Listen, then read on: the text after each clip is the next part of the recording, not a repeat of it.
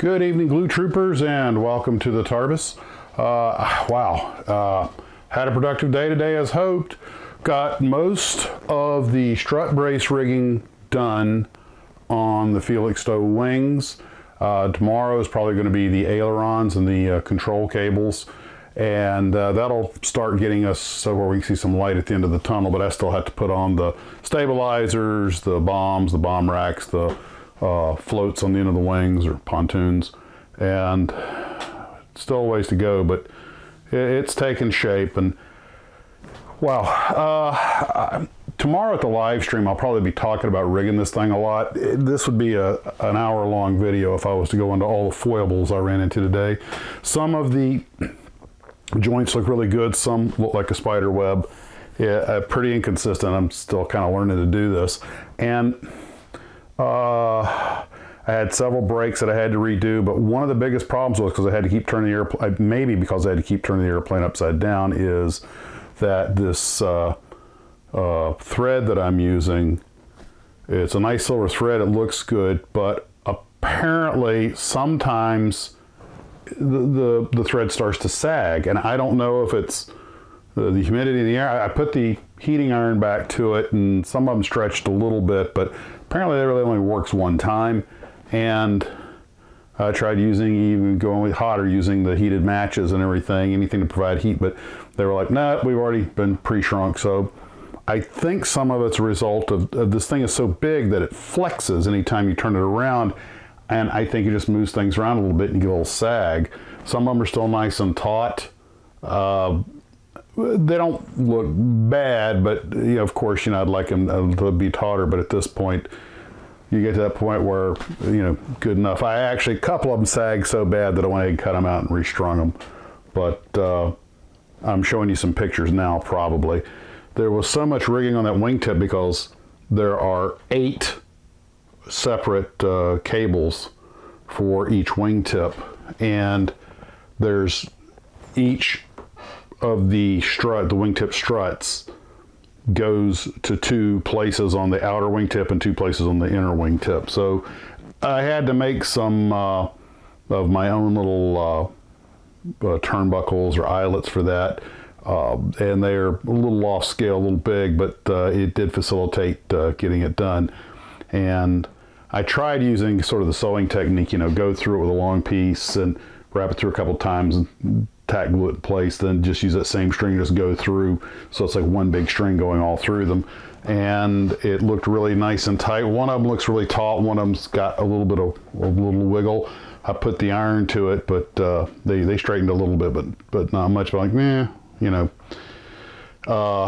big learning experience. And I have decided that I'm not going to rig the little 1/72 scale World War I airplanes, at least not right now. Somebody, Edward, told me he was going to send me a couple of SE5s, the Revell SE5s in the original boxes, which I have that artwork for. So what I decided to do with this SE5 I started is I want to build, I went ahead and it's already built. I built it the way I used to build them as a kid. I had money for the model and glue, but usually no paint. So I built and decaled the kit with no paint, and then when I get the other 2, I will detail them. And I'll probably make one British, one American, because I believe the Americans used I think after the war we used some SD5s for a while, maybe during the war. But I saw a picture of one in American markings. I have to research that, but I thought that'd make a nice touch. Also, this will allow me to, the display I have in mind on my shelf is going to be the comp, and in front of it, probably flanked on each side by the artwork, and then by the box tops, that showed the actual final artwork. And then what I'll do probably is, that's why I made this one, because there's going to be the SE5 sitting there like I used to build them as a kid, built but no decals but no paint, and then a couple of SE5s, different versions of the SE5, all painted up and and looking good and rigged and everything. So just sort of show the different, hey, when I'm a kid I built them like that, now that, I build them like this, and sort of an homage to the whole thing. And I think it's going to be a great little display up there. One thing I'm gonna have to give by a very thin margin, and I apologize in advance to all the Airfix fans, but I'm going to have to give the Revell SE5A a couple points above the two Airfix kits I'm working on, the Roland and the Albatross, because I didn't have any parts breakage, and even though it has those 4 separate Cabane struts, they didn't give me any argument. It was actually of the 3 models, it was probably the easiest build. And another thing is they have 2-piece wheels. They have the hubcap, so I'm going to paint one of them to look like the box art, which has the red art. In the actual box art, if you look, the red hubcap is not red. So I'm going to make it look like, I'm planning to make one of the British one look like the one in the comp. And the nice thing is that with that separate hubcap, I can paint that separately and then paint the wheel separately. Just make it a little easier there to get a nice paint job without just because the hubcap's separate. And if you want to do a solid color hubcap, then it would be much easier with the hubcap obviously not being in there. So I just thought that was a nice little touch. And detail-wise, they're probably on par with one another, and the decals on all of them are good. So, also got a little bit of work done on the lag, but somehow the number of decals is supposed to say C-13. The piece of decal that has that, I got, it just won't walk about on me. I don't know where it is. I looked everywhere for it, and it may never have made it out of the hotel room, but it's possible that I left it in behind, but I don't know. No, I'm pretty sure I saw it here. It wasn't, anyway. If I can't find it, I'll come up with something else. The KP gave me check decals, the national markings that were 3-piece. They have the white circle, then you have to put on the red section and the blue section. So that was a little bit tricky. And then when I got a couple of them done, I realized I'd done them wrong. I'd left this tiny white border between the red and the blue, and it's not supposed to, they're supposed to touch. So I had to go back and fix that, but not a big deal. And I've got the parts painted for it. Tomorrow I'll probably finish it off, just depending on how busy I get with this. But I had to take a break from this and do something else, and working on these other building the SE5 and working on the lag were a nice way to get around that. So I'm going to talk probably in nauseating detail about that this tomorrow, and that's where we are. Planning on 2 p.m. East Coast time for the live stream.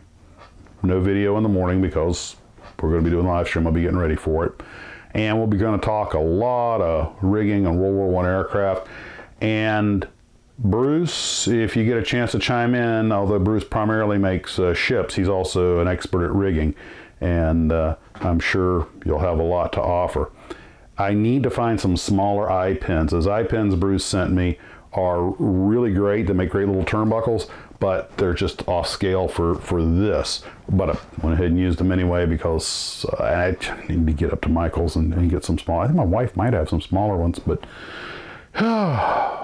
gotta admit though, even though it's not perfect, I mean from a distance it looks fine, but when I look at it up close, you see the imperfections. But there's a certain pride in just knowing you've gotten this far with it. And if you were to build this model, really take your time, conservatively, if you worked on it a couple hours a day, I think it takes 6 months to finish. And my understanding, somebody told me that the one that's in this book with wingnut wings was a 2.5-year build, and I can believe it looking at it. Now, I don't know how much work he did every day. And that kind of brings up a point about the way I build, particularly for this channel. I am not an expert builder by any means. I've got one model in fine scale modeler, and when I really slow down and take my time, I can do a good job. But I have a patience deficit, and I want to see progress, and I'm the kind of guy who's put more fingerprints on models because I can't wait for the paint to dry. And I'm bad that way, and I know it. but it's like working on the SE5. And by the way, I'm hand painting the Albatross and the Roland. And the paint schemes are inspired by the box art, but they're not copies of it. And I just really had fun working on them because they're just kind of, you know, and making it what I want it to be and just having some fun and low stress. The Felixstowe, I'm trying to do a really nice build. I mean, this is a $500 model that somebody gifted to me. It's probably costing more than that now. And I have to try and do my best when somebody entrusts you with something like that. The smaller, less expensive models are more relaxed builds because there's a little less detail and you just sort of, you know, put them together and, you know, paint them, and you don't have to get into finery because of the scale. Now, some people do and some people can, but I make them for a shelf build, you know, build it, make it look okay, and then, you know, on the shelf, and when I sit and look at them, having my coffee, you know, and that's what it is to me. And, but then you get the models, this and probably the transparent F86 when I get to it, and anything by Edward. I had a couple of Profi packs that were sent to me. Mark sent me that P51, and then there's that and the Albatross, and those are the kind that I'm really going to slow down and take my time with because they're such beautiful kits. And that, and I've said this before, that's kind of my deal. You know, some models I want to take very seriously and do this beautiful build, and some I just want to relax and have some fun and do a fairly straightforward, quick build with, and just kind of depend on the mood you're in. But also, since, you know, I'm trying to put out video content, I'd like to show some progress. And when you dedicate yourself to a rather intense build, and this Felixstowe is one of the most intense builds ever done. We might talk about that, the most intense builds anyone's ever done. Somebody make a note of that and remind me tomorrow at the live stream. But when you know, because a lot of these models that are in the glass case here were casual builds, and some of them, like the F106, I really took my time with, and it's a good looking model. And none of them are what I would call rush jobs, but some of them are just, you know, straightforward builds, just, you know. So it depends on what you're building for. And I was just thinking about the other really, you know, that Stagecoach that I did a while back was a really intense build. There was so much to that, and having to run out, track down the instructions. But one reason I was putting pressure on myself to do such a good job on that one was because it was being done for someone else. And that I wanted, and he's thrilled with it, he loves it, he's happy with it, and I'm glad he is. And I would say that Stagecoach and this Felixstowe are probably a couple of the most intense model builds I've ever done. So think about what your most intense model build was. Maybe we'll talk about that tomorrow. And, well, guys, that's really all I have for now. I hope you're having a wonderful evening. Once again, I want to thank everybody for everything. You guys have just absolutely been fantastic. I just still can't believe that we've created this little community, and I have been more than rewarded for my efforts. I'm just glad to know you guys and get to communicate with you and chat with you, and I hope we keep doing this for a long time. So I will talk to everybody later. Hope you're having a wonderful evening. I hope you can make the live stream tomorrow at 2 o'clock. Guys, take care and model on.